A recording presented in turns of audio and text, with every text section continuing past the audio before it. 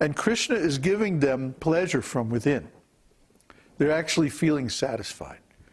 Their hearts are satisfied. And because their hearts are satisfied, they have no need to find fault in others. They have no need to start useless arguments or to try to one-up the other guy and engage in this kind of competition. The competitive spirit is very destructive. I remember when I was a youngster being in school, and it seemed like all the other young kids did was fight and argue. You go in the playground and, you know, some kid is pushing another kid down, and the two other kids are pounding each other with their fists, and then, you know, they're trying to play some game, and they play the game for about 30 seconds, and then there's an argument about whether that was fair, or this was right, or who broke this rule or that rule. It seemed like the day was just like wall-to-wall arguments.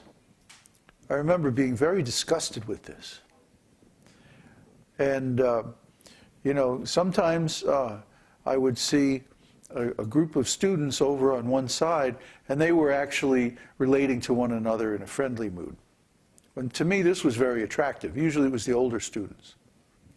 The younger students were more nonsense. But actually, as I grew older, I got to see that there were still arguments among the older students, but they were just more subtle. They had learned the art of diplomacy. And so now, instead of just blurting out whatever they felt, they were able to hide it and put some nice polished face on it. So it became covert. Instead of overt hostility, you know, it became covert hostility, which is actually even nastier, because then you can't really see, you know, who's against you or who your enemies are. So we had very bad feelings about this, and I always thought that, you know, if I could just find some really spiritually advanced people, then there wouldn't be the same kind of argument and criticism all the time. But then I remember, after a long search, joining ISKCON. And there it was again, the same competitiveness, the same fault-finding, the same argumentative spirit. And I remember feeling so disgusted. Why is this? Why is this? And it was because the devotees were pretending to be advanced, or they were posing themselves as being advanced, but actually they weren't very advanced at all. They were still in the first stage, simply chanting the holy name, but not really following all the rules and regulations and worshiping the deity very nicely and all that, you see. Maybe they had some formal initiation from the spiritual master.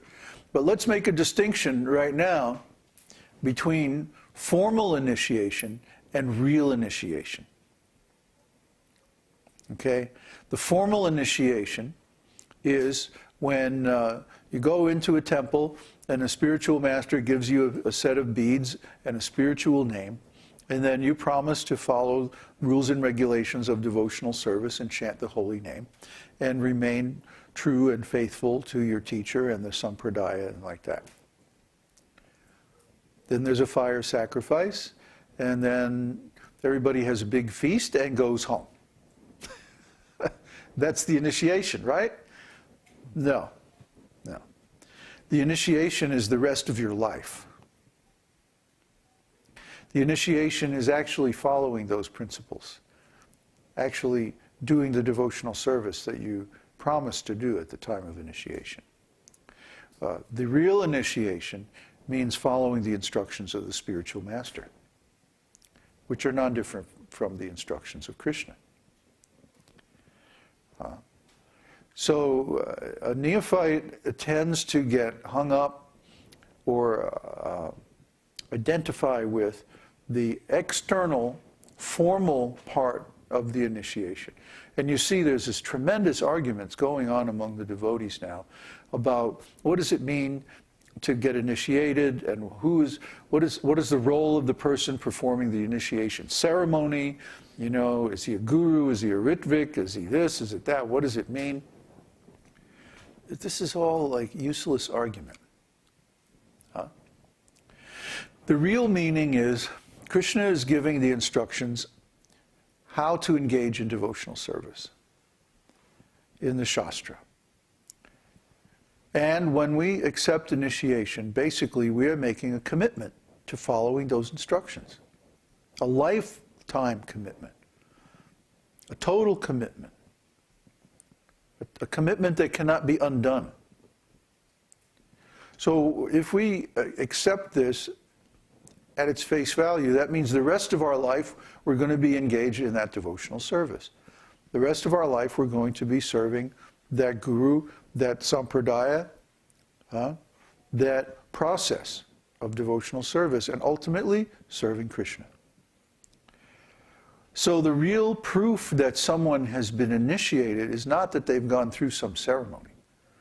I mean, it can be a very nice ceremony. It's a wonderful ceremony.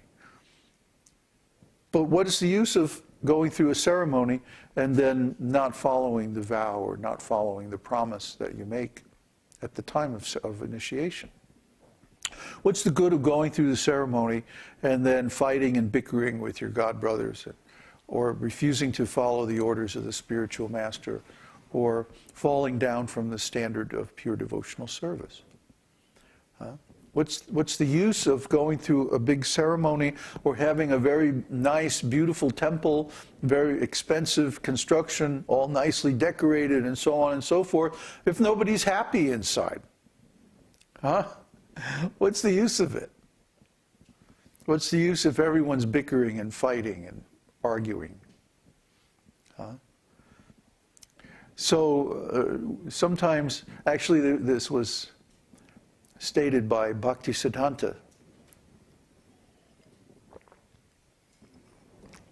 Toward the end of his life, he was so disgusted with his disciples because they were bickering and fighting over the rooms in the marble temple that he had got built in Vrindavan with some big donations. And so he said to Srila Prabhupada, I would rather sell the marble stones from the temple and use the money to print books.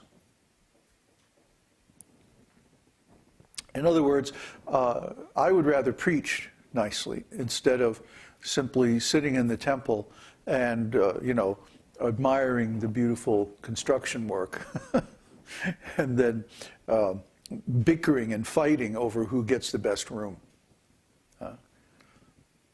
When Srila Bhaktisiddhanta was on his deathbed, even the disciples were standing outside the door and arguing over which one would get his room after he was dead. See, this is going on. And of course, we don't have to recount the similar incidents that happened in ISKCON, because that's so well known. So